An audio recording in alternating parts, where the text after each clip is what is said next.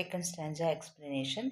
मेखलाकार पर्वत अपार, अपने सहस्त्र दृग सुमन फाड़, अवलोक रहा है बार बार, नीचे जलने निज महाकार, जिसके चरणों में पला ताल, दर्पण सा फैला है विशाल. So all the meaning I already has given here. You just read it and understand it. So here I am now explaining the stanza explanation. इसमें कवि ने पर्वतों का सजीव चित्रण किया. In this passage the poet has given सजीव, lively and beautiful description of the mountain. इस पद्यांश में कवि ने पहाड़ों के आकार की तुलना करधनी अर्थात कमर में बांधने वाले आभूषण से किए. तो यहाँ पे पर्वत जो है उनका आकार ऐसा है, वो इस तरह से खड़े हैं पर्वत, ठीक है, जो कि कमर में, वेस्ट में एक पहने वाला एक आभूषण होता है उसकी तरह से दिखाई दे रहा है. तो इसे कहा जाता है करधनी, करघनी. ओके, सो कवि ने पहाड़ों के आकार की तुलना, the poet has compared the shape of the mountain to a karghani, or karghani is what? An ornament worn around the waist. कमने वाले आभूषण से किए.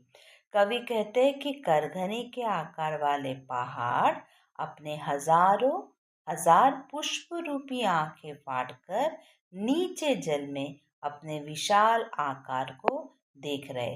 सो कवि क्या कह रहा है कि जो पर्वत है इसमें असंख्य, न्यूमरस फूल खिले हैं.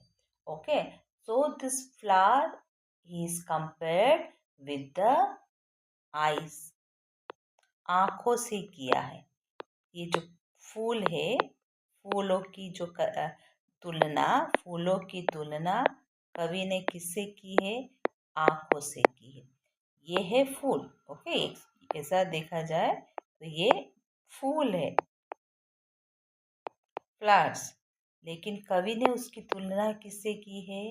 आंखों से की है. सो कवि कहते हैं कि करघनी के आकार वाले पहाड़ अपने हजार पुष्प रूपी आंखें फाड़कर नीचे जल में अपने विशाल आकार को देख रहे हैं.